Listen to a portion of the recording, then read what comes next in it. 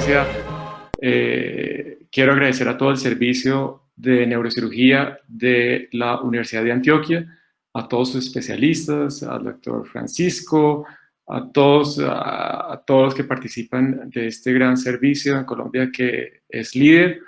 Y quiero agradecer también a sus residentes, particularmente al doctor Daniel Apolinar por tan gentil invitación. Vamos a hablar del tratamiento microquirúrgico de los aneurismas cerebrales. Durante las fases iniciales de mi fellow, los primeros meses de fellow con el doctor Evandro realmente fueron bastante difíciles. Me parece una persona psicorrígida, incomprensible, una persona difícil de entender, casi que injusto, y no entendía la razón de esto hasta que poco a poco fui entendiendo esa filosofía. Esa filosofía no era otra cosa que encontrar la excelencia, no solo desde el punto de vista microquirúrgico, sino también extendido a nuestra vida diaria. Pero desde el punto de vista microquirúrgico era indispensable que nosotros entendiéramos para lograr esa excelencia de la microcirugía anatómica tridimensional, comprendiéramos todos los abordajes de base de cráneo, comprendiéramos exactamente las vías de acceso al cerebro, esas vías anatómicas que aseguran en cualquier abordaje del cerebro que nosotros vayamos por esos corredores anatómicos, por esos corredores microquirúrgicos. Una vez que entendí eso, volví a verlo diferente y ahora hoy en día es mi mentor. Y siempre que hago cualquier tratamiento desde el punto de vista microquirúrgico está él detrás mío, con ese bigote, con esos lentes, mirándome en forma inquisitiva y preguntándome si yo estoy haciendo lo mejor por ese paciente. Mejor ese doctor Evandro. Cuando nosotros tomamos una decisión desde el punto de vista microquirúrgico, tenemos que entender que los únicos resultados que nos interesan es el paciente. El único beneficiado tiene que ser el paciente. Si nosotros anteponemos nuestro ego, si anteponemos nuestras ganancias personales, naturalmente los resultados van a ser desastrosos. Acordémonos de esta ecuación y la tenemos que llevar siempre en nuestro corazón. A mayor ego hay mucho menos conocimiento. Paciente de 50 años, el paciente ingresa por un cuadro de cefalea severa, pierde la conciencia, ingresa en Glasgow 13-15, posteriormente mejora a 15-15. Tomamos imágenes que evidencian una hemorragia subaracnoidea localizado a nivel de la cisterna octocarotidia con alguna extensión a la región interhemisférica. La arteriografía evidencia 3 aneurismas pequeños localizados en la unión de A2 a 3. Observen que estamos haciendo un abordaje interhemisférico. Aquí está la fase cerebral, la circunvolución del cingulum, la cara mesial del frontal. Una vez que nosotros llevamos a cabo la disección de ese aneurisma, una vez que nosotros entendemos morfológicamente el aneurisma, que entendemos las aferencias, las relaciones con otras arterias, las eferencias, una vez que nosotros tenemos claro ese aneurisma y decidimos colocar el clip, las posibilidades de que esos aneurismas vuelvan a crecer, las posibilidades de que presente un resangrado, que requiera un tratamiento adicional, son inexistentes desde el punto de vista microquirúrgico. El paciente queda curado. A sabiendas de que los resultados no están en nuestras manos, sino que se encuentran en otras manos, quise revisar para esta charla 3 guías que me parecen interesantes. La primera, la de la American Heart Association, que se presentó en el 2012. Acordémonos que ha tenido 3 presentaciones anteriores, una en 1994, 2009, 2012. Esta última revisó la literatura desde el 2006. La segunda guía, que fue la guía de presentación o la guía de estudio de hemorragia subaracnoidea de Europa. Acordémonos que igualmente ellos revisaron literatura desde el 60 y terminaron de revisar esa literatura en 2011 para presentarla en 2013. Y por último, revisamos la guía de la Asociación Coreana para el Manejo de la Hemorragia Subaracnoidea. Esta guía revisaron la literatura en habla inglesa hasta el 2015 y se presentaron en el 2017. Paciente 72 años, el paciente ingresa por antecedentes de un cuadro de cefalea asociado a vómito incaborcible, fotofobia, meningismos. El TAC de ingreso evidencia una hemorragia subaracnoidea localizada en el valle silviano del lado derecho. Las reconstrucciones por angioTAC evidencian un aneurisma grande localizado en la unión de M1, M2, y pensamos que el mejor tratamiento para este paciente es el tratamiento microquirúrgico. Siempre tenemos 4 reglas fundamentales cuando operamos los pacientes desde el punto de vista microquirúrgico, sea cualquier tipo de aneurisma independientemente de la localización. Entonces, los 4 movimientos de la cabeza, siempre acceder inicialmente a la cisterna carotidia, siempre abrir el valle silviano de distal a proximal, es decir, desde la región opérculo insular hacia la región epineural del valle silviano, y siempre la disección tiene que ser cortante. Y antes de comenzar la disección de cualquier aneurisma, tenemos que tener control proximal. Entonces, de mostrarles aquí está la cara mesial del frontal, giros orbitales. Todo esto es un aneurisma que es bastante grande. Aquí está la región del temporal. Entonces, observen cuando las tijeras no cortan. esas múltiples adherencias y fuertes adherencias que tenía el aneurisma hacia la cara mesial del frontal, específicamente a las giros orbitales, hicieron que al no cortarse desgarrara el aneurisma por la región adyacente al domo. Lo estamos controlando con la succión. Vamos a adelantar un poquito porque la charla es un poquito larga. Intentamos coagular infructuosamente. Utilizamos unas pinzas que no necesitan irrigación, sin embargo, el residente insiste con la irrigación. Observen que el sangrado realmente es importante, de suerte que decidimos la colocación de un clip. Una vez que colocamos un clip en ese sitio de desgarro, no esperen que el campo esté totalmente exangüe. El mayor enemigo de la microcirugía vascular es el sangrado, entonces tenemos que tener campos exangües. Una vez que tenemos el campo exangüe, decidimos hacer una videoangiografía con fluoresceína, no tenemos indocianina, sino fluoresceína, con las limitaciones que tiene, pero nos ayuda bastante. Observen la rama temporal, aquí hay algo de extravasación de la fluoresceína por ruptura de la rama encefálica a nivel del parenquima, es algo de las cosas negativas que tiene la fluoresceína, sin embargo, nos ayuda bastante desde el punto de vista anatómico. Una vez que entendemos más o menos cómo está localizado el aneurisma y la anatomía, decimos un clipaje temporal, pero a pesar de esto, observen que el aneurisma está bastante turgente. De suerte que iniciamos tratando de quitarle turgencia al aneurisma. Estamos utilizando una aguja de insulina. Vemos que la turgencia sigue, de suerte que utilizamos una aguja un poco más gruesa de 5 para tratar de desinflar en algo el aneurisma. Digamos que obtenemos, llevamos a cabo, nos deja mirar un poco la anatomía del aneurisma, decimos colocar un clip hacia la base. Pensamos inicialmente que este sería el único clip que requeriría el aneurisma. Aquí estamos ya quitando el clip donde estaba la ruptura. Después en la disección pensamos que se beneficia de otro clip, pues había algo de cuello y necesitamos excluir totalmente el cuello, ese aneurisma.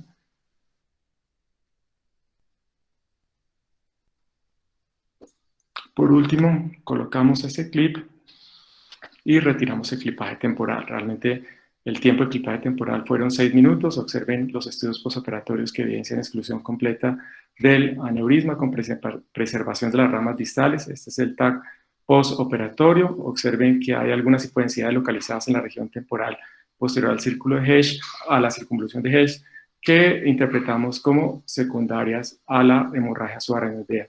El paciente sale del hospital sin ninguna clase de déficit neurológico.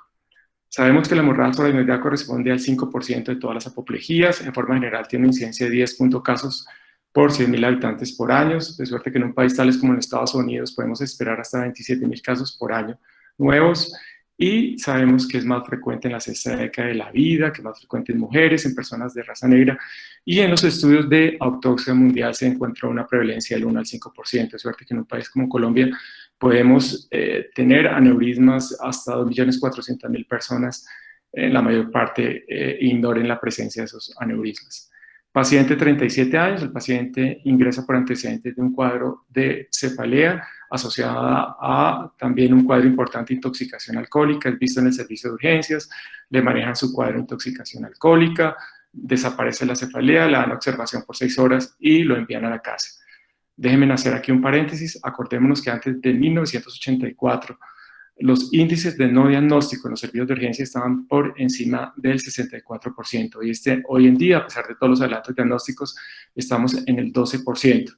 ¿Y esto qué quiere decir? Que si nosotros no diagnosticamos a ese paciente inicialmente, las posibilidades de dependencia, fallecimiento, alteraciones cognitivas aumentan como 4 veces en relación al paciente que se le hace el diagnóstico inicialmente. En definitiva, después el paciente reingresa a las 12 horas por reinicio de la cefalea en forma severa. Alguien definitivamente tiene el coraje y le toma una escanografía cerebral y observen que evidencia una hemorragia subaracnoidea localizada en el ángulo externo de la cisterna autocarotidia, afectación de la porción efenoidal del valle silviano, algo de la cisterna crural, y observen una calcificación en el aneurisma. Se toma una arteriografía que evidencia un aneurisma grande localizado a nivel del territorio de la comunicante posterior, y con un CLEP se logra la exclusión completa del aneurisma. Este es el estudio postoperatorio.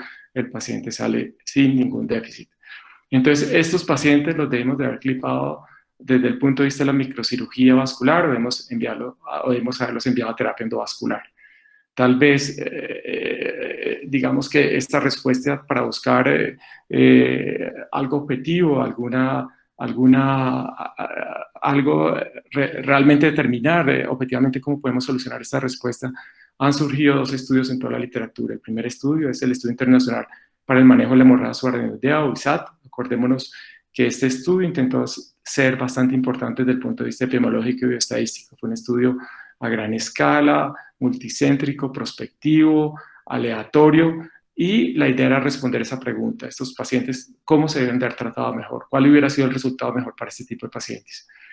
Para determinar esta pregunta, ellos implicaron tres respuestas importantes, tres resultados importantes en el ISAT. En primera instancia, discapacidad o fallecimiento; en segunda instancia, resangrado; y por último, determinaron la presencia de convulsiones. Bueno, acordémonos que el ISAT comenzó en 1994 y terminó abruptamente en el 2002. ¿Cuál fue el informe en el 2002? Nos dice que los pacientes tratados desde el punto de vista de terapia endovascular con embolización, hago aquí un paréntesis, en el ISAT únicamente se determinó embolización. Naturalmente, desde el punto de vista microquirúrgico, nosotros, entre comillas, competíamos con ellos desde el punto de vista del clipaje. Entonces, pacientes tratados con terapia endovascular por embolización tenían significativamente disminución de los porcentajes de discapacidad o fallecimiento al primer año comparados con aquellos tratados desde el punto de vista microquirúrgico. Después de este resultado, en el 2002, los directores dijeron, no, aquí hay una diferencia importante, realmente se benefician más los pacientes desde el punto de vista de terapia endovascular, de suerte que se suspendió abruptamente el estudio. Este es el informe del ISAT a los 10 años que se presentó en el 2005. Pero analicemos un poco el ISAT, a ver si es cierto que no tenemos que operar más aneurismas cerebrales. Se llevó a cabo en 42 centros. Déjenme decirles que estos 42 centros, el 90% estaba localizado en Gran Bretaña. Entonces, aquí ya las cosas como que comienzan diferente. De estos 42 centros incluyeron 9.559 pacientes, de los cuales únicamente se incluyeron en el estudio 2.143 pacientes. O sea, se excluyeron casi el 78% de los pacientes, y esto naturalmente lo deja entrever que existió un gran criterio de selección en estos pacientes. En definitiva, de los 2.143 pacientes, quedaron 1.073 para el brazo endovascular y quedaron 1.070 desde el punto de vista de la microcirugía vascular. En definitiva, los pacientes tratados desde el punto de vista de terapia endovascular fueron 1.063, de los cuales el 23.7%, o sea, 250 pacientes, presentaron discapacidad o fallecimiento el primer año de tratamiento. Desde el punto de vista de la microcirugía, quedaron en definitiva 1.055 pacientes, de los cuales el 30.6%, o sea, 326 pacientes, presentaban discapacidad o fallecimiento el primer año. O sea, había una diferencia importante en favor de la terapia endovascular en cuanto a discapacidad o fallecimiento. Analicemos un poco.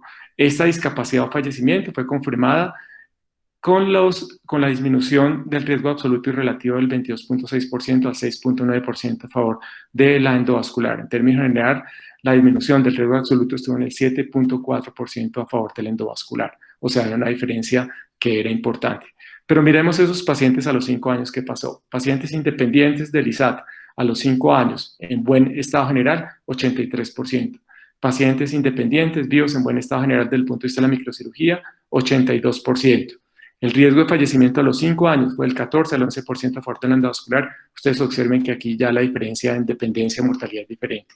¿Qué pasó con los otros ítems del ISAT? Entonces, resangrado. Sabemos que el resangrado se presentó en el 0.06% en el ISAT para el caso de la microcirugía, y para el caso del endovascular en el 0.24%. O sea, había más de un 16% de diferencia en posibilidades de resangrado desde el punto de vista del endovascular que desde el punto de vista de la microcirugía. O sea, esto era favorable en el ISAT para nosotros, las partes del resangrado. ¿Qué pasó con la epilepsia? Se presentó en un 4% desde el punto de vista de la terapia endovascular y se presentó en un 7% desde el punto de vista de la microcirugía.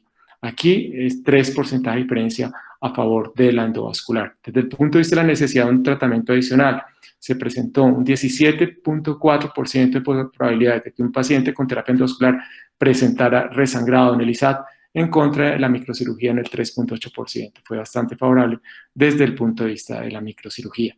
Pero miremos las tablas de mortalidad, a ver si es real lo que nos está mostrando el ISAT el primer año.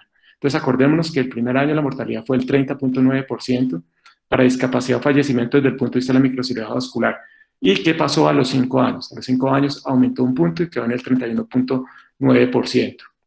Observemos qué pasó desde el punto de vista de la terapia endovascular. Estaba en el 23,5% y pasó del 23,5% al 27,8% con una tendencia ascendente. Entonces, acá las cosas son un poco diferentes. Bien, ¿cuál fue la conclusión después de este estudio a los 5 años del ISAT? Esta no es una conclusión mía, esta es la conclusión que se presentó en el 2005. Entonces, para pacientes con rupturas de aneurismas pequeños en la circulación anterior, en buen estado neurológico, definitivamente la embolización resulta en menos morbilidad perioperativa que la microcirugía vascular. Sin embargo, las ventajas de la embolización son menos convincentes en relación al tiempo y para los 5 años la superioridad de la embolización para estos pacientes es discutible. Entonces las cosas son acá un poco diferentes. Miremos los errores que tuvo el ISAT. Primero, la exclusión del 78%. 1.559 pacientes y se tomaron 2.143 pacientes. En segunda instancia, ustedes pueden observar de que únicamente esos 2.143 pacientes corresponden al 22,4% de los pacientes ingresados del estudio, o sea que una selección importante, y la crítica es que la mayor parte de selección se hizo desde el punto de vista de la terapia endovascular para tratar de obtener aneurismas que fueran un poco más asequibles. Esto tal vez es uno de los errores más importantes que se presentó en el ISAT, el aumento en el tiempo del tratamiento. La idea era que en el ISAT, tanto desde el grupo, desde el punto de vista de microcirugía vascular, como desde el punto de vista de la terapia endovascular, los pacientes fueran tratados las primeras 24 horas. ¿Qué pasó o cuál fue la realidad de esto? La realidad fue que no se trataron en las primeras 24 horas, sino desde el punto de vista de la microcirugía vascular se trataron en 1,7 días. Desde el punto de vista de la terapia endovascular se trataron en 1,1 días. ¿Qué quiere decir esa diferencia de 1,1,7? 15 horas. Si nosotros, doctores, estamos hablando desde el punto de vista de tumores, otra patología, y estamos haciendo este estudio prospectivo, 15 horas no tiene importancia. Pero si estamos hablando de hemorragia renal, sí hay importancia. ¿Y en qué se tradujo esa diferencia de 15 horas? Se tradujo que hubo 19 muertes desde el punto de vista de la microcirugía vascular. Y desde el punto de vista de la terapia endovascular hubo 7 muertes, o sea, 12 muertes en contra de la microcirugía y a favor de la endovascular cuando estamos hablando desde el punto de vista estadístico. Igual pasó con el resangrado, hubo 11 más resangrados desde el punto de vista de la microcirugía en relación al endovascular. ¿Y qué es lo importante de esto? Y lo vamos a ver posteriormente. Lo importante es que en el ISAT, en cada brazo, sea en la endovascular, o sea, desde el punto de vista de la microcirugía, las complicaciones pre-tratamiento se sumaban como si hubieran sido complicaciones de ese brazo y naturalmente se incluían en las complicaciones post-tratamiento. O sea, cualquier patología pretratamiento relacionada con esa patología sumaba como si hubiera sido tratada o como consecuencia de, como si hubiera sido tratada en el post-tratamiento. Bien, en el ISAT no era obligatorio que existieran controles arteriográficos, pero desde el punto de vista de la microcirugía se tomaron 450 arteriografías y en esas 450 arteriografías se terminó unos índices de oclusión del 81%, que fue bastante bajo en relación a la microcirugía vascular, aunque en relación a la terapia endovascular sigue siendo elevado, pero vuelvo, insisto, fue bastante bajo. Entonces, retomemos aquí algo. El hecho que hubiera existido hasta 15 horas de un retardo en el tratamiento de los pacientes con microcirugía, el hecho que tuviéramos únicamente el 81% de exclusión o de obliteración desde el punto de vista microquirúrgico y sabiendo algo que me parece interesante, que el 88% de los pacientes del ISAT estaban en buen estado neurológico, el 93% eran aneurismas de 10 o menores de 10 milímetros y el 97% de esos aneurismas están localizados en el territorio anterior, nos hace pensar que desde el punto de vista de la microcirugía faltó bastante experiencia. Y esa experiencia fue acuñada por esa crítica importante del doctor Salomón en el 2003, que nos dice que si estos resultados de los microcirujanos del ISAT fueron o los tuviera uno de sus miembros de su grupo microquirúrgico, naturalmente nunca debería operar a un neurocirujano de estos ninguna clase de aneurisma cerebral. Acordémonos que en el ISAT era obligatorio para que los terapistas endovasculares pudieran participar en el ISAT que tuvieran una experiencia por lo menos de 30 aneurismas. Desde el punto de vista de la microcirugía vascular, únicamente hospitales que operaran aneurismas. Inicialmente el ISAT tenía una implicación mundial. La realidad es que el 90% de los hospitales estaban localizados en Gran Bretaña y después de los 5 años todo el seguimiento se hizo en Gran Bretaña. No podemos aplicar algo que sea en Gran Bretaña y que tenga una aplicabilidad mundial. Definitivamente las necesidades de un tratamiento adicional mostraron una diferencia importante en el ISAT, 17.4% de posibilidades de un tratamiento adicional del aneurisma tratado desde el punto de vista de la terapia endovascular versus un 3.8% para la microcirugía. O sea, en el ISAT existió hasta de los pacientes con terapia endovascular hasta 6.9 veces más probabilidades de que fueran tratados o requieran un tratamiento adicional después del tratamiento inicial del aneurisma. Este es un doctor que me parece bastante importante, el doctor Campi, fue uno de los líderes del ISAT, él estuvo en el ISAT desde el 94 hasta el 2002, pero después del ISAT él siguió viendo los pacientes, tanto desde el punto de vista de la microcirugía vascular como desde el punto de vista de la terapia endovascular. Y él hizo dos fases de observación, una inicial y una tardía después del 2002.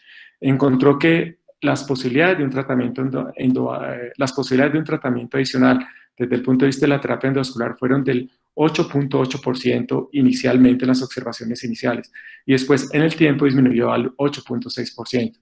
Desde el punto de vista de la microcirugía inicialmente era el 2.9% y bajó al 0.9% en la observación tardía. ¿Qué quiere decir esto? Que siempre el paciente con terapia endovascular, específicamente con COILS, tiene que ser visto y tiene que ser valorado a través del tiempo con neuroimágenes. Desde el punto de vista de los índices de resangrado, inicialmente estuvo en el 0.3% para la microcirugía, 0.6% para la terapia endovascular. Y acordémonos aquí ese estudio del doctor Michael, que lo hizo con pacientes del ISAT y encontró unas posibilidades de sangrado del 0.034% desde el punto de la microcirugía versus un 0.2% para el caso endovascular. O sea, hay 5% de probabilidades mayores de que un paciente con terapia endovascular por COILS presente resangrado. Esta es una tabla que no es una tabla mía, es una tabla de presentación del ISAT a los 10 años. Quitemos un poco los porcentajes para ver las posibilidades de resangrado de los aneurismas tratados desde el punto de vista de la microcirugía o la terapia endovascular. Entonces, a los primeros 2 meses del ISAT, ningún paciente resangró. El primer año resangrado 11 pacientes para la microcirugía, 28 para la terapia endovascular con COILS. A los 10 años 15 versus 51 hay una diferencia notable desde el punto de vista de las posibilidades de resangrado a favor de la microcirugía. Desde el punto de vista de la mortalidad, observen 6% los primeros 2 meses para ambas ramas, microcirugía endovascular. Acordémonos que aquí hay 12 pacientes más en relación o sumados como complicaciones pre-tratamiento en el post-tratamiento para el caso de la microcirugía. Desde el punto de vista del primer año, la mortalidad aumentó del 8 al 7% y a los 10 años del 21 al 17%, insistiendo que en esta suma siempre hay 12 pacientes más en relación de complicaciones pre-tratamiento que están sumando para la microcirugía vascular. Este informe se presentó a los 18 años, fue un informe del ISAT tardío que se presentó exclusivamente en hospitales de Gran Bretaña. Pero ¿qué pasa si nosotros quitamos esas mortalidades pretratamiento en el ISAT? Tanto desde el punto de vista de la microcirugía como para la terapia endovascular. Entonces, si nosotros quitamos esas mortalidades pretratamiento, con un hazard ratio de 0.80, no hay diferencia a los 5 años en cuanto a mortalidad o dependencia para la microcirugía vascular ni para la terapia endovascular. Eso presentado en el ISAT. Y si aumentamos eso a los 10 años, tampoco encontramos una significancia en relación a discapacidad o fallecimiento, en relación a las dos técnicas, vuelvo, insisto, si quitamos esas mortalidades pretratamiento. Pacientes vivos a los 10 años, desde el punto de vista de la terapia endovascular, 83%, desde el punto de vista de la microcirugía, 79%, no hay diferencia estadística. Pacientes independientes, 82% desde la endovascular, 78% desde la microcirugía, no se encuentra estadísticamente una diferencia. ¿Qué es el ISAT para mí? El ISAT es bastante confuso para mí. Ustedes leen el ISAT y ustedes van a encontrar que es un estudio importante desde el punto de vista epidemiológico, con bastante peso estadístico, pero realmente las conclusiones son bastante erróneas. Siempre que ustedes leen el ISAT, ellos hacen énfasis en hacer la diferencia en dependencia o fallecimiento en contra de la microcirugía a favor de la endovascular, a pesar de que las tablas de supervivencia y los números que ellos presentan estadísticos de supervivencia son absolutamente diferentes. Esta no es una tabla mía, es una tabla Kaplan-Meier que se presentó en este estudio que digamos de 18 años, donde compara la mortalidad acumulativa versus la supervivencia. Entonces, en rojo está neurocirugía vascular y en azul está la terapia endovascular. Ustedes observen que no hay una diferencia mayor en supervivencia e incluso con el tiempo la mortalidad aumenta desde el punto de vista de la terapia endovascular en relación a la microcirugía. ¿Cuál sería la justificación acorde al ISAT con las tablas?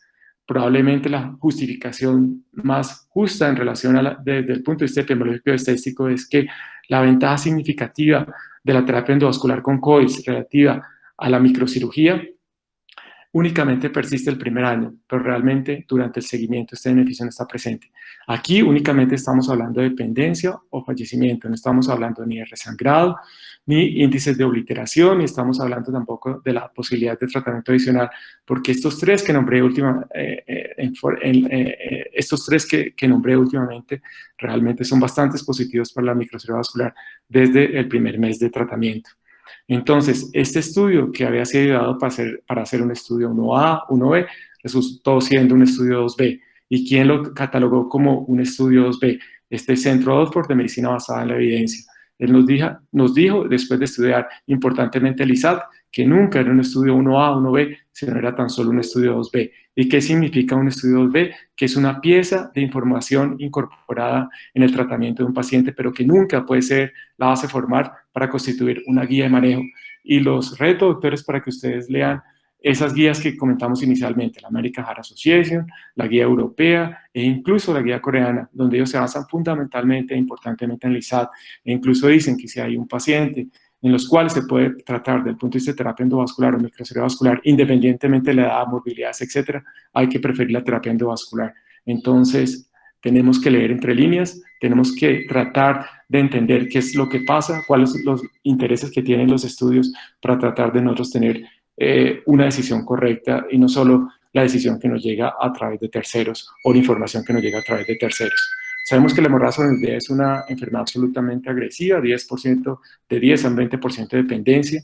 De los pacientes que sobreviven, un tercio se tornan dependientes. Sabemos que la mortalidad, si los pacientes no se tratan, pueden llegar hasta el 30% en los primeros días. Algunos factores de riesgo relacionados con la hemorragia subaracnoidea, no quiero hablar de todos, únicamente de este que es el tamaño aneurismático. Acordémonos en ese gran estudio que se presentó en 1998, que es el Estudio Internacional para Aneurismas No Rotos. En su fase prospectiva nos decía que aneurismas de 3 a 7 milímetros en territorio anterior, las posibilidades de sangrado eran del 0%. Si el tamaño aumentaba de 7 a 12 milímetros, aumentaba al 12.6%.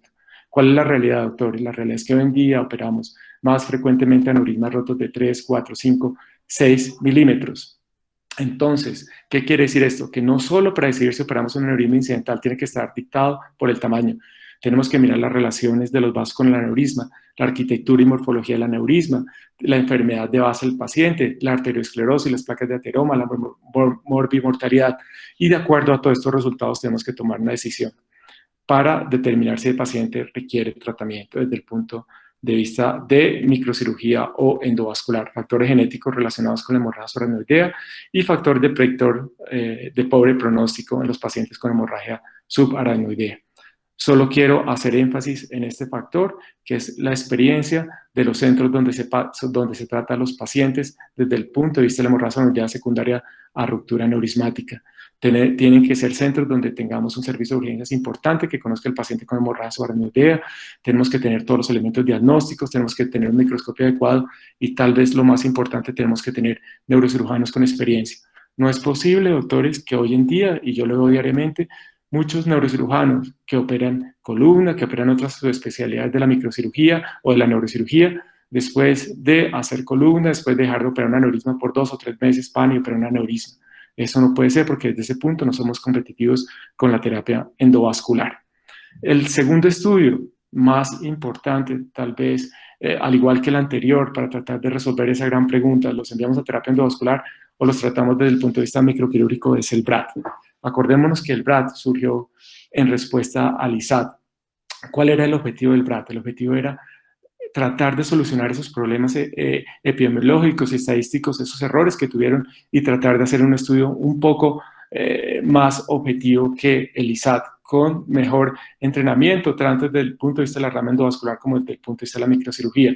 Fue un estudio también prospectivo, un estudio controlado que se llevó a cabo en el Barrett Institute de Phoenix, Arizona. Acordemos que se llevó a cabo desde el 2004 al 2007.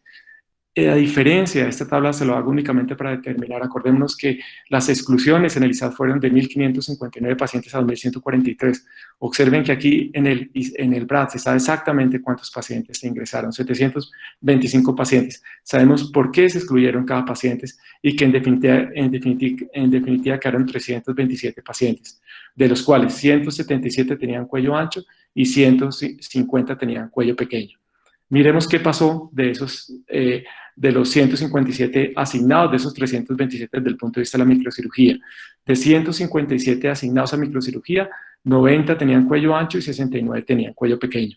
De los 168 asignados a la terapia endovascular, 87 tenían cuello ancho y 81 tenían cuello pequeño. ¿Qué pasó? De los 90 con cuello ancho, 90 se cliparon. De los 69 con cuello pequeño desde el punto de vista de la microcirugía, se cliparon 68. Un paciente con aneurisma de cuello pequeño se pasó al grupo de la terapia endovascular. Miremos qué pasó desde el punto de vista de la terapia endovascular. De 87 aneurismas de cuello ancho, se embolizaron 41 y 46 se pasaron a la microcirugía. De los 81 de cuello pequeño, 67 se embolizaron y 14 se le llevó un crossover al grupo de la microcirugía. En definitiva, en el BRAD se cliparon 218 aneurismas, de los cuales 136 tenían cuello ancho y 82 tenían cuello pequeño, y de los pacientes embolizados, 109 en general, 41 de cuello ancho y 69 de cuello pequeño. O sea que cuando nosotros leemos el BRAD, estamos viendo que desde el punto de vista de la microcirugía, o la parte microquirúrgica operó mucho más aneurismas de cuello ancho, más del 50-60% de los aneurismas clipados fueron de cuello ancho, mientras que desde el punto de vista de la terapia endovascular, la mayor parte se hizo con cuello pequeño. Esto para decir que, porque para la terapia endovascular los aneurismas de cuello pequeño pueden ser un poco menos desafiantes que los aneurismas de cuello ancho. Recordemos que muchas veces aneurismas de cuello ancho, ellos tienen que ayudarse con los balones, el stent, etcétera, etcétera. Para nosotros el aneurisma de cuello ancho no es que sea sencillo, sigue siendo un reto, pero si tenemos entrenamiento no es una cosa realmente difícil. Aquí acordémonos que igualmente, tanto en el BRAD como en el ISAT, la terapia endovascular se valoró únicamente con COILS. Entonces el estudio se va a cabo del 2003 al 2007, los pacientes inicialmente incluidos en cada grupo, y a diferencia del ISAT, en el BRAD se hicieron 6 criterios básicos de inclusión no anatómica. En primera instancia, hemorragias subaracnoideas que no fueran secundarias a ruptura aneurismática, hemorragias subaracnoideas relacionadas con malformaciones arteriovenosas o fístulas, aneurismas fusiformes, blisters aneurismas disecantes y naturalmente aneurismas saculares. Bien, entonces los dos brazos de tratamiento, 178 pacientes asignados para microcirugía, de los cuales únicamente digamos que un paciente se pasó, existió crossover desde el punto de vista de la microcirugía a la terapia endovascular, o sea, menos de un 1%. Desde el punto de vista de la terapia endovascular, 178 pacientes asignados, 64 pacientes, o sea, un 36% de los aneurismas se pasó desde el punto de vista de la terapia endovascular a la microcirugía. Miremos los resultados en cuanto a obliteración. Entonces, en cuanto a la necesidad de un tratamiento adicional. Entonces, de los pacientes asignados desde el punto de vista de la microcirugía vascular, únicamente 2 de 241, o sea, un 0.8%, requirió un tratamiento adicional.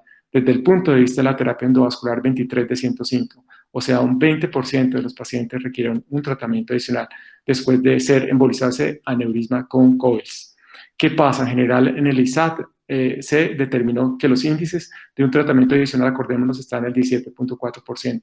En forma general, en el BRAD se determinó que los índices de posibilidad de un tratamiento adicional después de la embolización están en el 19%, o sea, no hay una diferencia mayor entre el 19% al 17.4% entre el BRAD y el ISAT.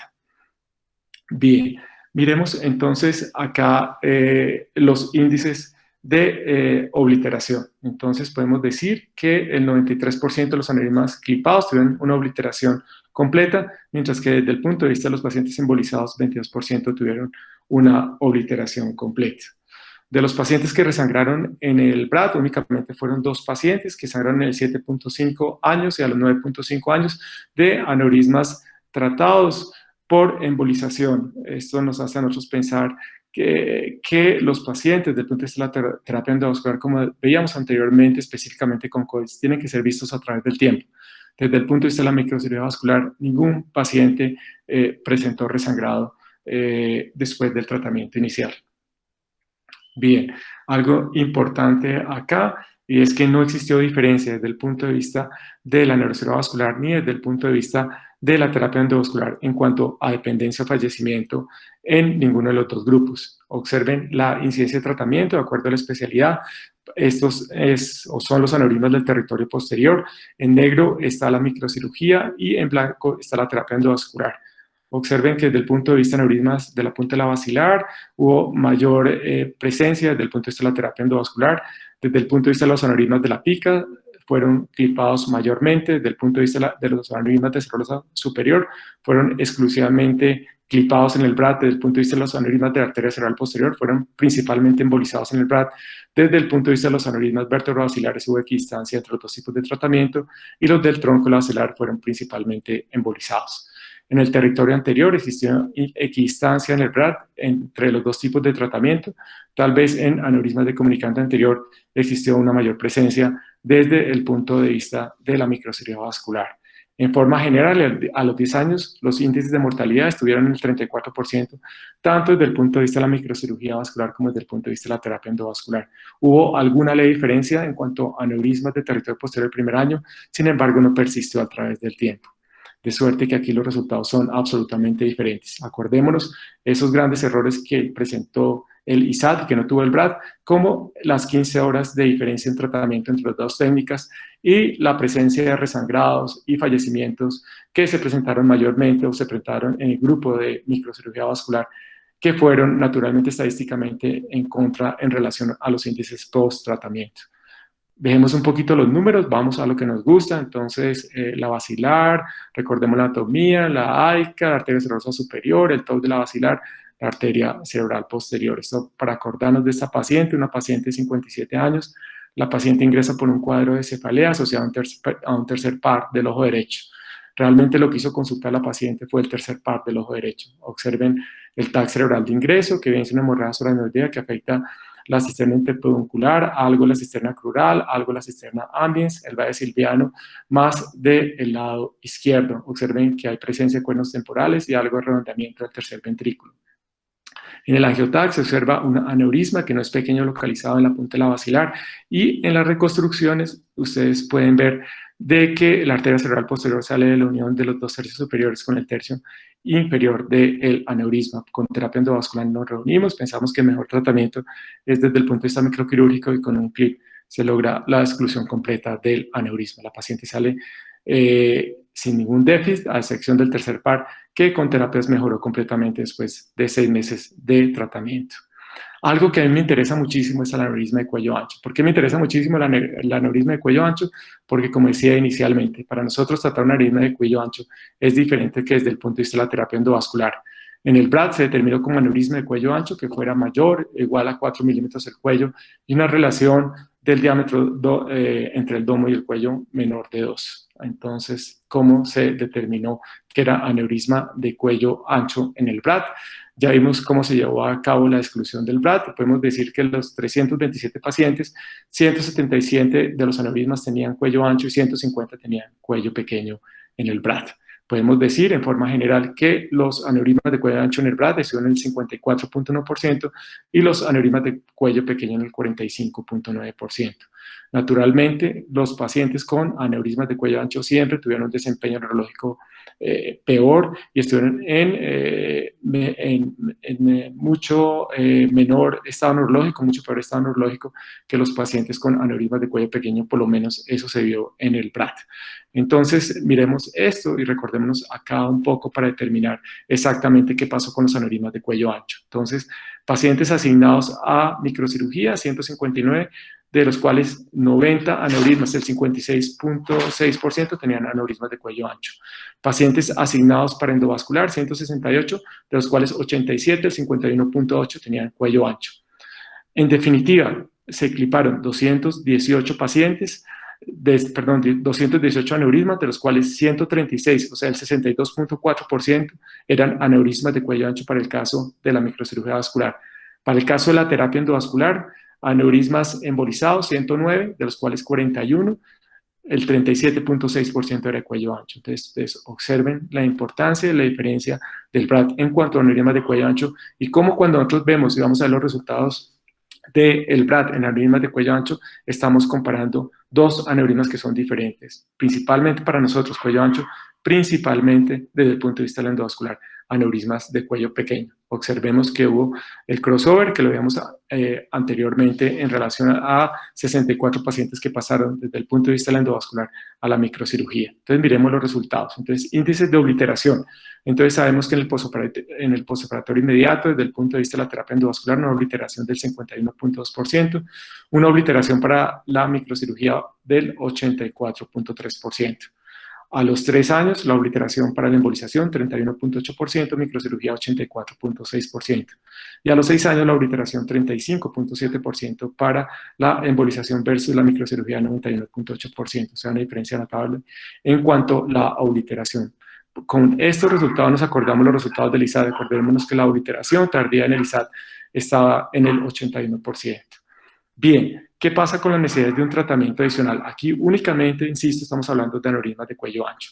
Entonces, necesidad de un tratamiento adicional. 41 pacientes requieren un tratamiento adicional para aneurismas de cuello ancho después de embolización, lo cual constituye en el 26.8 pacientes. Perdón, aquí leí diferente. De 41 pacientes requieren un tratamiento, 11 pacientes, o sea, 26.8% de los pacientes requieren un tratamiento adicional desde el punto de vista de la terapia endovascular. Ningún paciente de los 136 con cuello ancho requirieron un tratamiento adicional para el caso de la microcirugía vascular.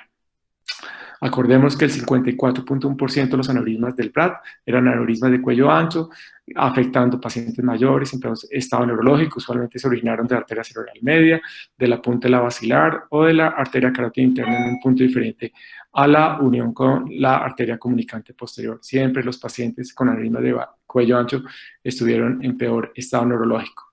Igual que el ISAD, el BRAD también tuvo errores y no son errores pequeños, son errores importantes y eso tenemos que ser conscientes. Fue un estudio únicamente del Barrett Institute. Naturalmente, el hecho de que 64 pacientes hayan pasado del grupo de la terapia endovascular a la microcirugía vascular es un error. Acordémonos que en el BRAD, el que decía qué paciente tenía que ir de acuerdo a la morfología del aneurisma, el estado clínico, era el médico tratante. Él era el único que tenía el poder de decidir si lo trataba desde el punto de vista de microcirugía o lo enviaba al grupo de microcirugía de terapia endovascular. El BRAD no fue ideado para determinar aneurismas de cuello ancho. La mayoría de los aneurismas se vieron desde el punto de vista de angioTAC. No se utilizó mayormente la arteriografía. Y esto juega para los dos, tanto para la terapia endovascular como para la microcirugía. Naturalmente, como decíamos, tanto el BRAD como el ISAD únicamente se utilizó embolización por COLIS. Naturalmente, hoy en día hay diversores de flujo, hay stents mucho más avanzados, etcétera, etcétera, etcétera. De suerte que nosotros estamos viendo un retrato que pasó hace más de 10 años, a pesar de que el informe, los 10 años del BRAD, se presentó en marzo del año pasado.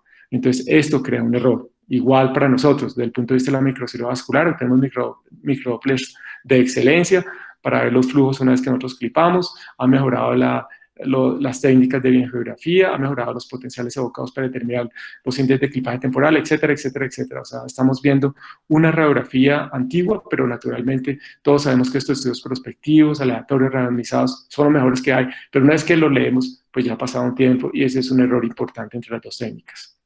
Definitivamente, ¿cómo podemos resumir? Resumimos que tanto desde el punto de vista de la embolización como desde el punto de vista de clipaje de los aneurismas, no existió diferencia en dependencia o fallecimiento en el BRAD. En lo que sí, doctores, existió diferencias en los índices de obliteración, en las necesidades de un tratamiento adicional y las posibilidades de resangrado, tanto en el BRAD como en el ISAD. Digamos que esos tres ítems fueron diferentes a favor de la microcirugía en contra de la endovascular. Bueno, vamos un poco a la anatomía para relajarnos. Aquí está entonces la M1, la M2, la M3, la M4. Esto para acordarnos de este paciente, un paciente de 35 años. El paciente presentó una hemorragia subaracnoidea asociada a convulsiones, visto en otra institución. Por estas cuestiones de las CPS nos remiten después de 8 días de hemorragia subaracnoidea. Le tomamos los estudios que evidencian un aneurisma gigante localizado en la unión de M1 y M2 y con un clip se logra la exclusión completa del aneurisma. El paciente sale sin ningún déficit. Bueno, hablemos algo de bypasses. Entonces, a todos nosotros nos interesan los bypasses en la microcirugía vascular. No solo podemos resolver los problemas con clips, también tenemos otro tipo de armamentos para tratar de resolver esos aneurismas que son complicados. En forma general podemos decir que hay dos tipos de bypasses, un bypass de bajo flujo, un bypass de alto flujo. Digamos que alto y bajo flujo, esos son, no, digamos que son algunas caracterizaciones que nos tratan de diferenciar los diferentes tipos de bypass. Sin embargo, no son absolutos. Algunas veces los bypasses de bajo flujo pueden tornarse cuando maduran bypasses de alto flujo.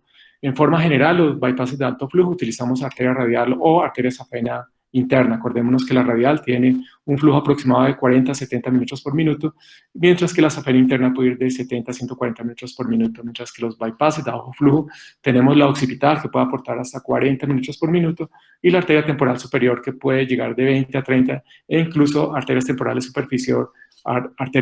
superficiales maduras pueden aportar hasta 40 minutos por minuto. ¿Cuándo decidimos el tipo de bypass? Perdón. Podemos decir de que hay, perdón,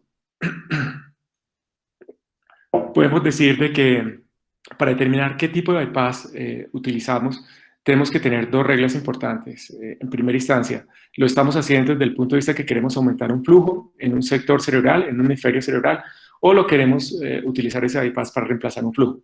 Si es para reemplazar un flujo, usualmente utilizamos más bypasses de alto flujo. Si es para suplementar un flujo, utilizamos más bypasses de bajo flujo. Entonces, el bypass de alto flujo lo utilizamos además de las consideraciones anteriores cuando las pruebas con el BTO fallan instantáneamente. Es decir, el paciente lo llevamos, se le hace la oclusión, presenta el déficit neurológico, no hay colaterales, están ausentes, ese paciente probablemente va a requerir un bypass de alto flujo. Si llevamos el paciente a la BTO y el paciente pasa la primera parte, sino a clase de neurológico, pero después durante la fase de hipotensión el paciente presenta sintomatología, pero a pesar de eso hay algunas colaterales, consideramos un bypass de bajo flujo. Déjenme presentarles este paciente, es un paciente de 65 años, el paciente consulta por cuadros de isquemia cerebral transitorio relacionadas con la arteria cerebral media del lado derecho. Además presentaba un vértigo persistente que se acentuaba cuando el paciente hacía ejercicio. Observen la arteriografía, se observa una amputación completa de la carótida interna del lado derecho. Este paciente tenía como antecedentes una enfermedad arteriosclerótica importante que requirió la colocación de un stent 6 meses antes de que nosotros tuviéramos la oportunidad de verlo desde el punto de vista clínico. Observen que el stent se relacionó con la obstrucción completa de la carótida del lado derecho. Miremos la carótida contralateral, no era muy halagüeña, observen que tenía una obstrucción de más del 50% de esa carótida.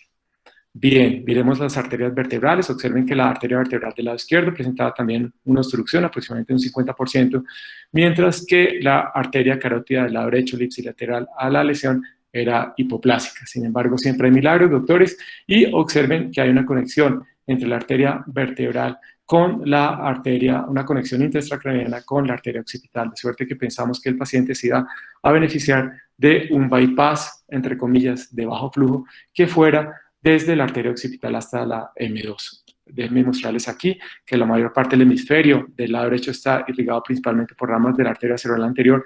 Sin embargo, la irrigación en la región posterior del temporal es realmente o prácticamente escasa. En definitiva, es una foto quirúrgica. Observen aquí está la arteria radial. Hicimos un camino drilando el hueso para que con los tejidos subcutáneos no se obstruyera la arteria radial. Hicimos una anastomosis término-terminal con la occipital y una término-lateral a nivel de M2. Estas son las fotos postoperatorias, entonces ustedes observan cómo está irrigando la arteria occipital, las ramas de la arteria cerebral media. Esta es la arteriografía. Intenté quitar esta parte de acá, pero no he podido. Sin embargo, vamos a observar cómo llena prontamente el lado izquierdo y después aquí aparece, observen la arteria occipital llenando todas las ramas de la arteria cerebral media, M2, M3, M4. Aquí en la lateral, prontamente llena la carótida izquierda y observen después llenando la arteria occipital y llenando las ramas de M1, M2, M3 y M4. Bien, este es el control y este es el paciente a los 5 días después del acto quirúrgico. Perdón, vamos a pasarlo un poquito más rápido en vista del tiempo, si puedo.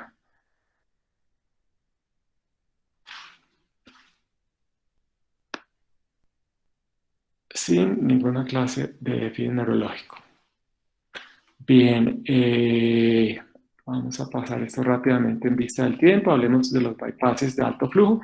Esto me acuerdo de esta paciente, es una paciente de 50 años. La paciente consulta por un cuadro de cefalea, fue remitida por neurología porque la paciente presentaba unas microembolizaciones, principalmente la arteria cerebral media del lado derecho, que fueron confirmadas con la resonancia.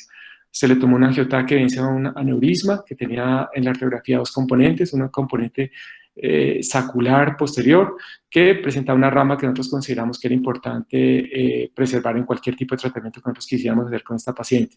La parte anterior de SM1 era totalmente displásica, o sea, tenía un componente fusiforme y una parte posterior sacular. Sin embargo, era un aneurisma bastante difícil. Y la paciente está embolizando con ese aneurisma. De suerte que nosotros pensamos que el mejor tratamiento era tratar de amputar la comunicación entre la M1 y esa aneurisma fusiforme, sacular displásico, de suerte que se evitara el crecimiento de ese aneurisma y que por alteraciones en los flujos se hubiera alguna trombosis a nivel de las paredes o por lo menos que no creciera. La realidad es que nosotros pensamos que en este segmento había lentículas estriadas que tenemos que preservar. Entonces, aquí está dibujado el plan que hicimos en cirugía, preservar esta arteria posterior, aquí se está preservando, hacer un bypass de alto flujo que fuera la carótida externa hacia M2, los dos términos laterales. Esta diapositiva es para acordar, es una diapositiva que muestra, aquí estamos haciendo un bypass término-terminal en un ratón, que los bypasses no son cuestiones fortuitas, necesitamos el tratamiento, y si tenemos el entrenamiento suficiente, ya la técnica es bastante sencilla. Antes de operar cada paciente hoy en día, no puedo pensar que yo hice estos bypasses en el pelo, sino tengo que entrenarme y por lo menos un mes antes empiezo a entrenar, a hacer 1 o 2 bypasses por semana en ratas. Observen las imágenes intraoperatorias del bypass, cómo funciona de lindo, ustedes lo van a ver, mire cómo sale con esa fuerza ese bypass con arteria radial. Observen aquí la arteria radial llegando a M2, la amputación y observen la llegada del bypass a nivel de M2. No lo pudimos hacer exactamente a nivel de la bifurcación, sino tocó a nivel más posterior, donde había mejor pared, realmente había una displasia bastante importante. Siempre utilizamos arteria radial. ¿Por qué? En comparación con la safena, porque la arteria radial no tiene válvulas, entonces eso hace que tolere flujos inferiores sin que exista obstrucciones. En segunda instancia, la presencia de endotelio que se desnuda menos fácilmente que con las venas. Por otro lado, cuando hacemos la técnica, el llevar a cabo la anastomosis término terminal o término lateral de esto con una rama de M2 es mucho más sencilla porque no hay una desproporción tan grande en cuanto a hacerla con una boca de una arteria safena interna. Y además, los flujos van hasta 170 minutos por minuto. Acordemos que la safena puede llegar a 140, entonces digamos que la hiperemia siempre es un factor que nosotros estamos pensando. Algo que presenta el bypass con radial es que puede existir vasoespasmo, y de hecho en el pelo yo vi vasoespasmo con arteria radial después de llevar a cabo el bypass. ¿Cómo se hace esto para evitarlo? Hacemos una técnica que se llama una técnica de presión continua, que se hace simplemente, muy sencillamente, con una jeringa de 10 centímetros y colocamos después la arteria en una mezcla entre heparina y nitroprusiato. Aquí está la foto operatoria, hemos llevado a cabo aquí la anastomosis término-lateral con la carótida externa y aquí con M2. La paciente presentó las primeras 24 horas una hemiparesia derecha de 4/5. Este es la paciente al mes después de cirugía.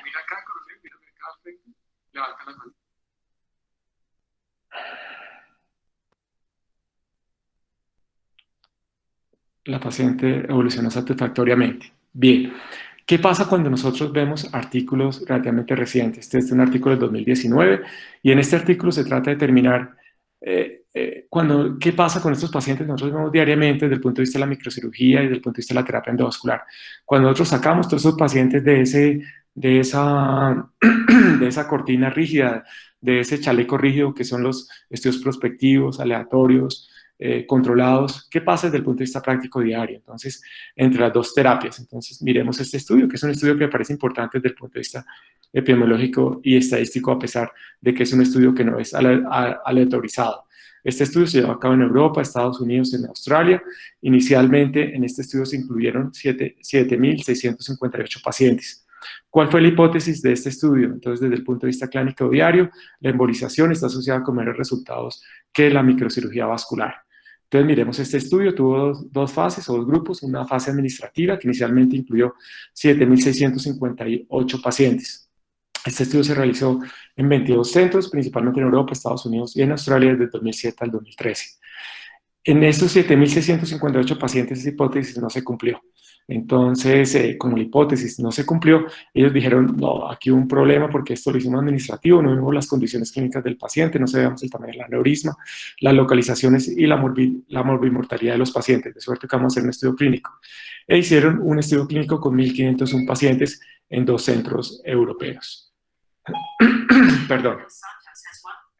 Entonces, ¿qué nos muestra cuál es el resultado de ese estudio administrativo? Entonces, ellos encontraron el estudio administrativo de esos 7.658 pacientes que el 6 se presentó una mortalidad a los 14 días en un 6.4% desde el punto de vista de la microcirugía y desde el punto de vista de la terapia endovascular en un 8.2% de los pacientes. Entonces, como que ellos dijeron, no, esto no puede ser, hay mayor mortalidad desde el punto de vista de la endovascular que la microcirugía, de suerte que probablemente nosotros tenemos que hacer un ajuste en cuanto a la parte clínica, sexo, edad, tipo de tratamiento, necesidad o no de unidad cointensivo, condición clínica del paciente, etcétera, etcétera, etcétera, y los resultados, vamos a ver si de esa manera se cumplen con la hipótesis.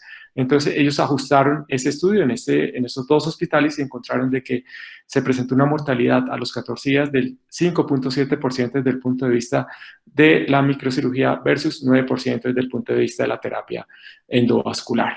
Entonces, aquí los resultados fueron diferentes. Esta es la tabla de inclusión de los pacientes vistos desde el punto de vista del grupo administrativo y observen, esta es la diferencia en cuanto a las incidencias de tratamiento desde el punto de vista clínico.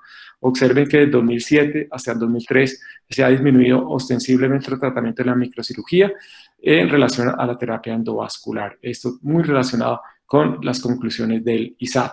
Esta es la tabla de inclusión y la incidencia por localización de aneurismas entre el grupo clínico en los 2 hospitales. Observen que hay más o menos equidistancia en los diferentes tipos de localización aneurismática, tanto en el territorio anterior como en el territorio posterior.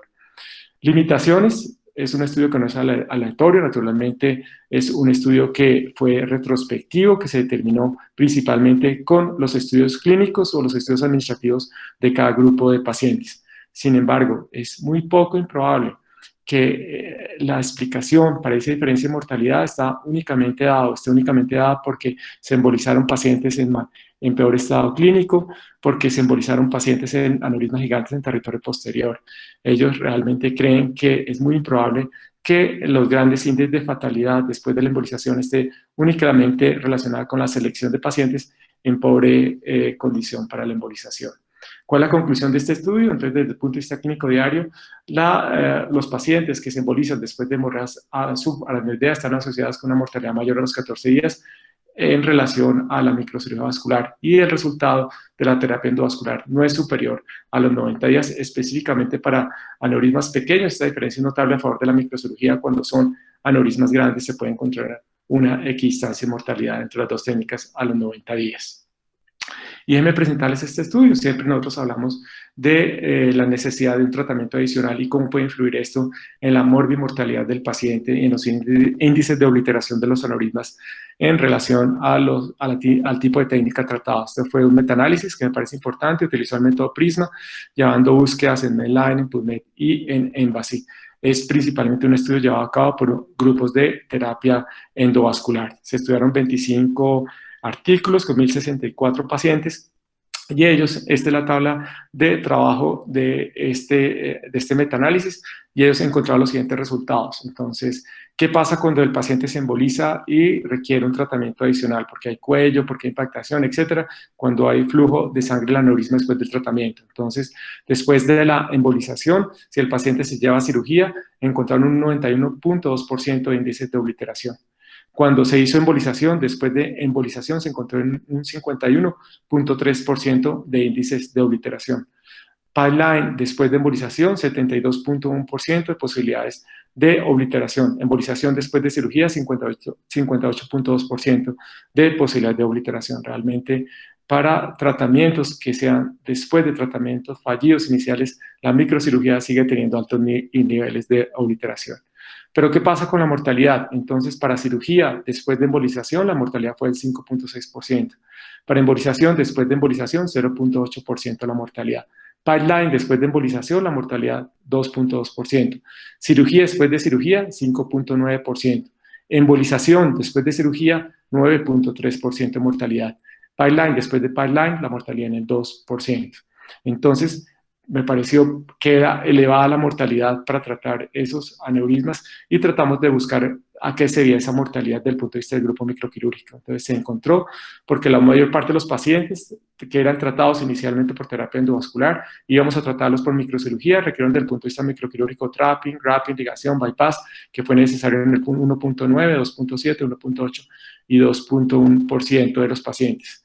La otra explicación es que el paciente, desde el punto de vista microquirúrgico, presentó complicaciones importantes, no solo relacionadas con el procedimiento, sino también con las posibilidades de resangrado. Y por último, déjenme presentarles este artículo que también me parece bastante importante. En este artículo es un estudio retrospectivo que se hizo en 1292 aneurismas para determinar la importancia o las posibilidades de resangrado después del tratamiento inicial. De este artículo fue presentado en el 2019, como les decía, 1292 aneurismas, de los cuales 626 aneurismas presentaron un llenado residual después del tratamiento inicial por terapia endovascular.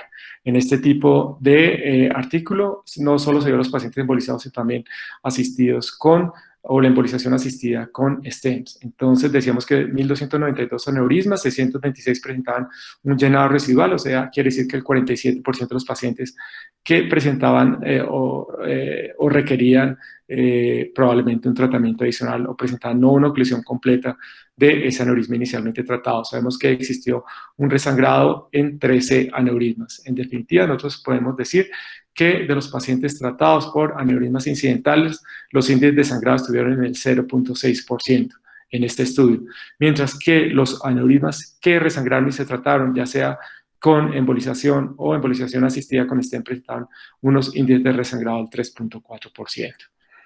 No voy a hablar acá, sobre todo pensando que me está escuchando el doctor Boris, que, que hubiera pasado si estos pacientes se han operado inicialmente, no va a hablar otras cosas, no va a decir que algunos pacientes o algunos pensamientos que a veces cruzan mi mente es que si nosotros con la terapia endovascular convertimos aneurismas rotos en aneurismas no rotos, no quiero decir nada de eso, yo solo quiero decir de que realmente la terapia endovascular es un excelente tratamiento.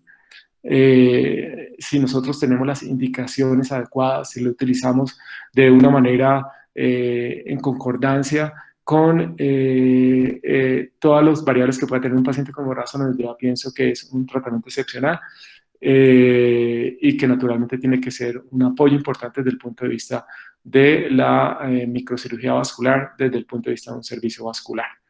Déjenme presentarles por último esta paciente. Es una paciente de 47 años. La paciente consulta 48 horas después por un cuadro de cefalea. Observen el TAC de ingreso, una hemorragia a nivel de la cisterna interhemisférica, algo en la cisterna autocarotidia y algo en el valle silviano del lado derecho. Un aneurisma que es relativamente pequeño, pero con un cuello supremamente ancho, con las dos AD2 saliendo de la región del cuello. Estos son los estudios postoperatorios que evidencian exclusión completa del aneurisma. Aquí está, entonces observen el abordaje. Aquí estamos cambiando las pantallas para colocar la fluoresceína. Una ampolla de fluoresceína vale 20.000 pesos, doctores. Una indiosalina puede costar por encima de 1.000.000 de pesos y no o son difíciles adquirirlas en el país. Aquí está el quiasma óptico. Observen el aneurisma que está llenando con la fluoresceína y las diferentes ramas, las A2, las 2A1, las recurrentes de Honer, que son bastante sencillas de visualizar. Observen que estamos colocando el clip de este aneurisma que es ancho, que probablemente sea difícil de tratar desde el punto de vista de terapia endovascular, por lo menos es la imagen que no tengo, no sé si estoy equivocado, con las dos A2 saliendo de ahí.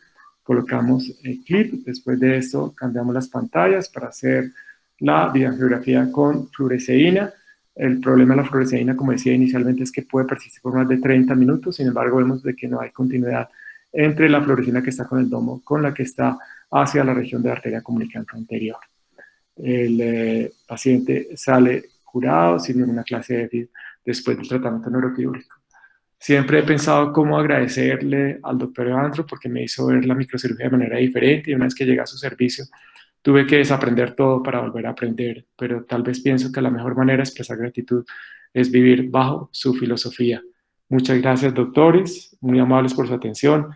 Estoy abierto a cualquier tipo de preguntas. Muchas gracias.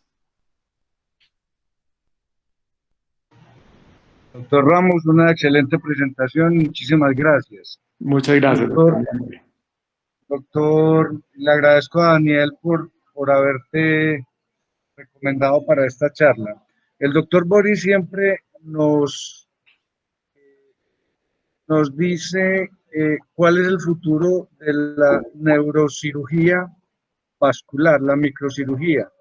¿Usted cree que los microcirujanos vasculares van a desaparecer? Por el contrario, como usted nos presentó en la charla antes, se va a progresar en este campo. Pues yo pienso, doctor, que la microcirugía está absolutamente viva, que hoy en día es una técnica absolutamente importante con todo el background para que desde el punto de vista microquirúrgico nosotros podamos ser importantes en resolver cualquier patología desde el punto de vista de neurocirugía vascular. Yo pienso que al contrario tenemos que seguir entrenando a nuestros residentes, que no puede ser lo que pasó cuando yo fui a rotar en el 2001 en el Hospital de la Fe en Valencia y el último aneurisma había sido clipado hacía 5 años. O sea, el residente mayor de esa época nunca había entendido que era clipar un aneurisma. Yo pienso que los estudios que he intentado demostrar y que les he intentado mostrar a ustedes, principalmente basados en lo que más sea medicina basada en la evidencia, entendiendo de todos los déficits, errores y fallas que tienen esos estudios, es que nosotros estamos vigentes y que realmente esa vigencia es directamente proporcional a la capacidad que nosotros seamos competitivos desde el punto de vista de la terapia endovascular. Por eso insisto que nosotros siempre seremos competitivos, doctores, si nosotros tenemos un entrenamiento. Somos competitivos si tenemos indicaciones adecuadas. Somos competitivos si tenemos una asociación importante con la terapia endovascular. Y somos competitivos si discutimos los casos con ellos. Porque la idea no es anteponer egos. La idea es anteponer el tratamiento del paciente. Muchas veces, doctores, yo tengo que decir, el mejor tratamiento para ese paciente es terapia endovascular. Miremos la edad, miremos las complicaciones, la morbilidad y el aneurisma. Creo que ese paciente es mejor de terapia endovascular. O sea, nosotros sobrevivimos y vamos a ser importantes si nosotros tenemos entrenamiento y nos asociamos a terapia endovascular. Si nosotros notamos y entendemos que ellos son parte indispensable del tratamiento y de la movilidad del paciente, en ese momento nosotros somos competitivos. Muchas gracias, doctor. Hay otra consideración que yo quisiera hacer y es que los terapistas endovasculares, como cuentan con el equipo de angiografía, muchas veces se nos adelantan y en los sitios donde no tenemos buena comunicación, digamos que nosotros estamos quedando en un segundo plano solamente para hacer las derivaciones ventriculares externas, que es algo que yo siempre he criticado. Y el terapista endovascular siempre tiene la solución con algún producto nuevo que ellos que saca el mercado. Es decir, es que el estudio anterior no sirve porque eso era con el coil rosadito y ahora tenemos el coil verde, que ese sí soluciona ese problema. Entonces, me parece que eso es como el problema más grande y no hemos tenido como un acercamiento, qué es lo que realmente sirve y qué es lo que realmente no sirve. No sé usted qué piensa de eso, doctor. Absolutamente de acuerdo, doctor. Yo les voy a contar un caso que es triste y lo tuve hace poco. Un paciente en una cuidado de intensivos, en una unidad de cuidado intensivo, en ese momento no existía la posibilidad de angiografía. El paciente tenía hemorragia subaracnoidea, estaba en Glasgow 15, se llevó a tomar una radiografía, estaba en el día cuarto hemorragia subaracnoidea. El terapista le dice, no, doctor, no hay nada que hacer, señor, ese aneurisma cerebral media tiene que ser embolizado, no se deje operar. El paciente no se dejó operar y el paciente pidió salida voluntaria. Entonces, y lo que tú dices lo vemos diariamente. Naturalmente, en esto es importante y tal vez uno de los mensajes que yo ponía en relación a esa ecuación de que a mayor ego hay menos conocimiento en la necesidad que nuestras indicaciones sean no basadas en nuestro beneficio personal, sino en el del paciente. O sea, nosotros tenemos que ser acordes y tenemos que ser profesionales en las indicaciones que nosotros tenemos y tenemos que tenerlas diariamente. Yo pienso que tenemos ese problema con terapia endovascular. Yo conozco muchos terapistas endovasculares aquí en Bogotá, no los voy a nombrar, conozco el profesionalismo del doctor Boris, conozco el profesionalismo de muchos terapistas endovasculares, pero igual sé y soy consciente de lo que tú me estás diciendo. Infortunadamente hoy en día no se trata del paciente, sino se trata de un mercado donde llega la última tecnología y la queremos aplicar a nuestro paciente, y si nosotros vemos que hay estudios randomizados, prospectivos, aleatorios en relación a la colocación no existen, sino hay 15, 20 casos, y todos los días nosotros además leemos artículos, muchas veces fortalecidos por la industria de materiales de embolización, muchas veces sin un soporte importante desde el punto de vista de medicina basada en la evidencia.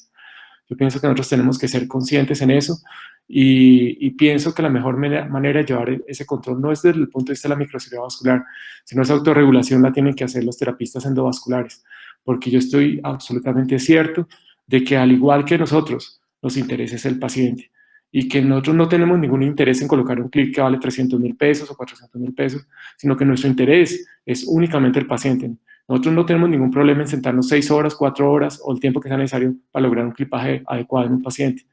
Nuestra importancia, vuelvo, insisto, es el paciente. Me parece que esa autorregulación, como usted dice, doctor, tiene que ser dada por la propia terapia endovascular, por las personas que manejan terapia endovascular, porque desde ese punto de vista, ellos no van a ser competitivos en relación a la microcirugía vascular, doctor. ¿Los doctores tienen algún comentario? El doctor Francisco, el doctor Boris.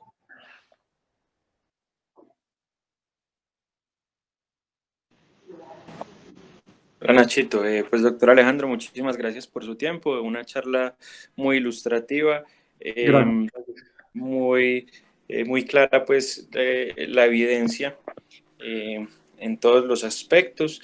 Es cierto que en la evidencia siempre estaremos algún tiempo atrás, ¿cierto? Y entonces digamos que eso es, como están saliendo productos cada día, pues es difícil hacer ensayos o probar efectivamente qué tan buenos son para los tratamientos endovasculares. Pero es algo con lo que tenemos que convivir y yo pienso que todas las terapias nuevas tienen que decantarse, ¿cierto? No, el uso masivo de un dispositivo nuevo no es adecuado. Hay que tener criterios muy claros para su utilización.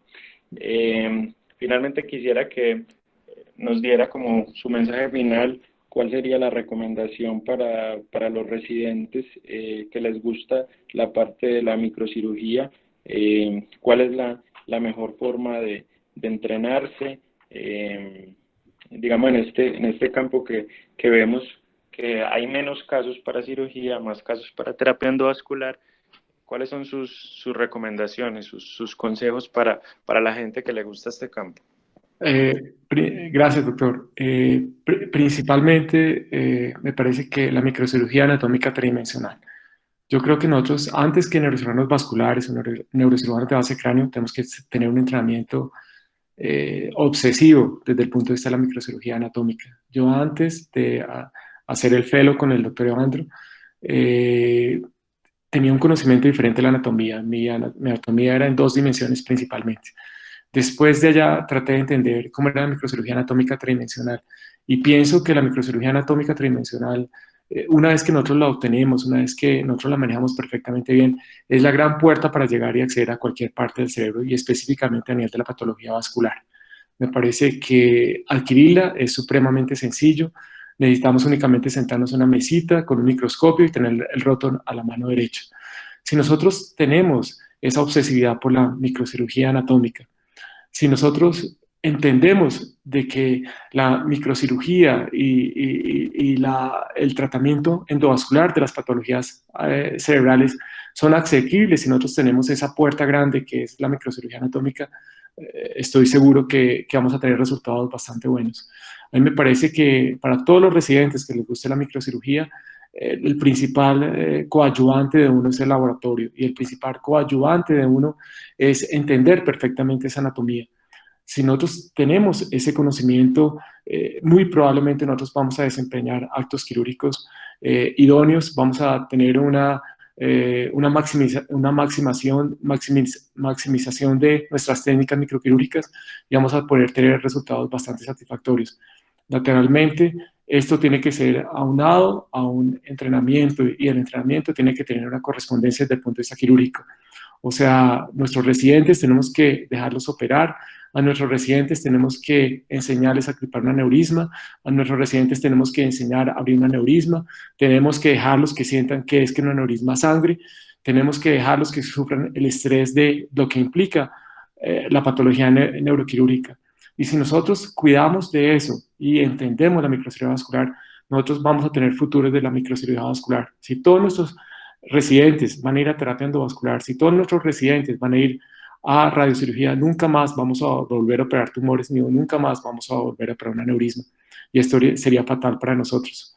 Doctores, con mucho gusto, estoy abierto cuando ustedes quieran estar conmigo en cirugía, cuando quieran tener ya un contacto más cercano, con mucho gusto estamos abiertos y cualquier guía que puedan ustedes creer necesitar, con mucho gusto estoy dispuesto y abierto para ustedes.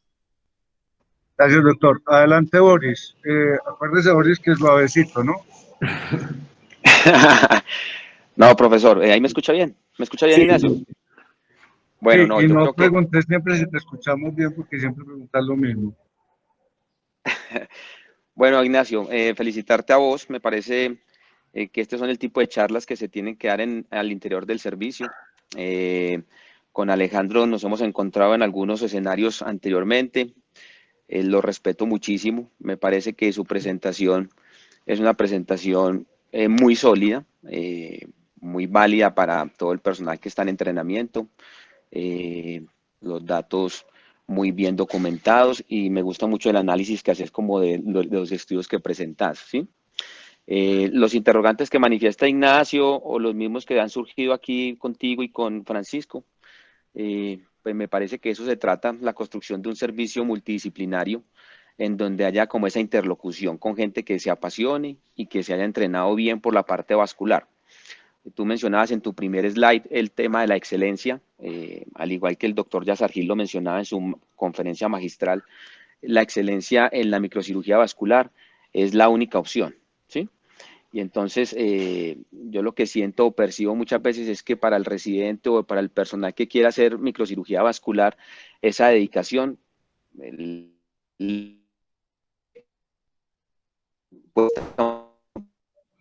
planeación, hacerle microvascular, coger unos ratones, irse al laboratorio, hacerla. Yo creo que eso se ha perdido mucho y charlas como la tuya motivan a que los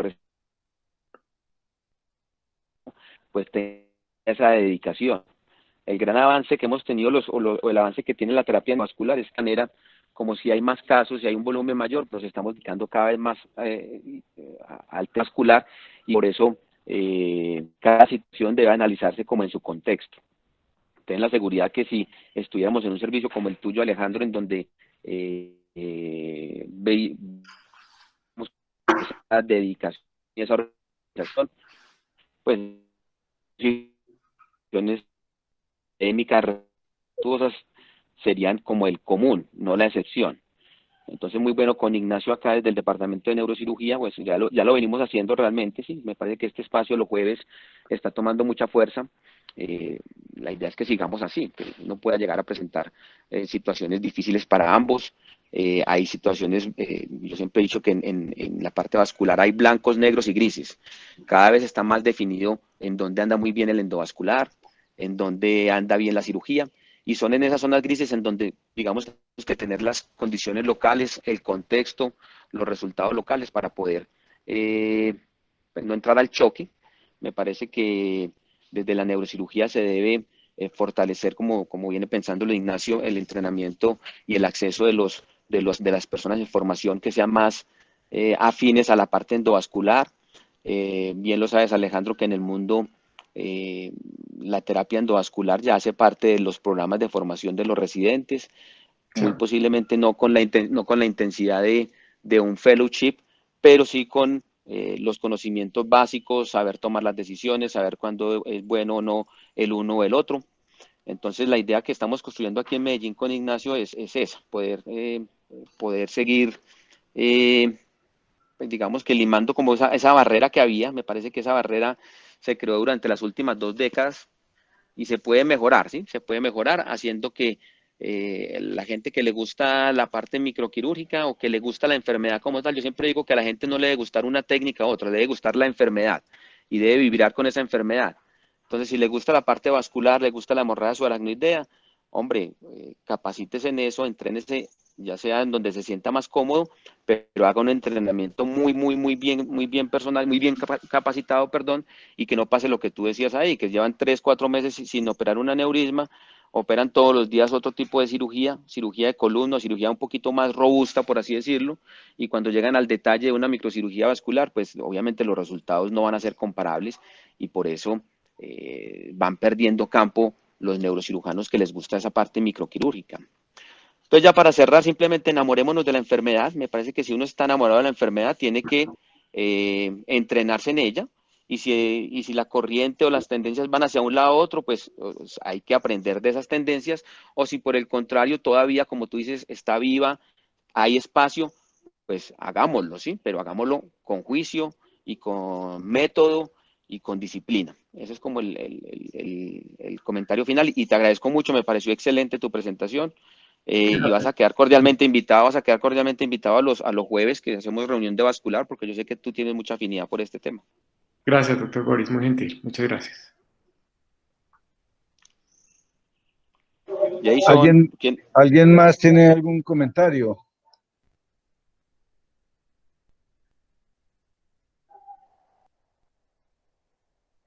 O si no, entonces damos por terminado.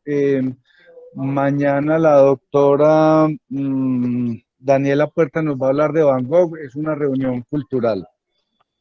Doctor Alejandro Ramos, inmensas gracias le doy. Yo le quiero decir a Boris que la reunión de hoy fue coordinada por el doctor Daniel Apolinar, que es un residente nuestro excelente. Les agradezco a ambos, al doctor Daniel y al doctor Alejandro. Ojalá que Muchas gracias, doctor. Ojalá, doctor Alejandro, tenerlo con más frecuencia. Claro que sí, doctor. Lo que necesiten, con mucho gusto.